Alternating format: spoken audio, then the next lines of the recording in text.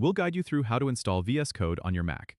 If you find this helpful, consider subscribing and liking the video.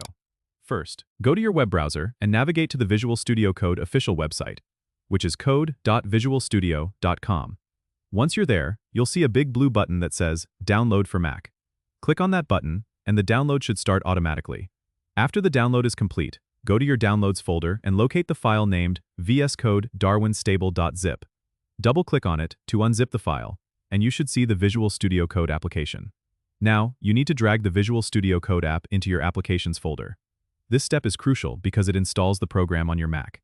Open the Applications folder, find Visual Studio Code, and double-click to open it. The first time you open it, your Mac might prompt you with a warning that says the app was downloaded from the internet. Go ahead and click Open to bypass this warning.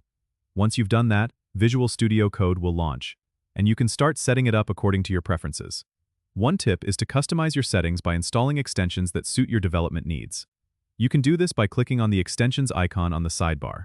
This will allow you to add language support, themes, and other tools to enhance your coding experience. That's all there is to installing VS Code on a Mac. Don't forget to subscribe and comment if this helped you out.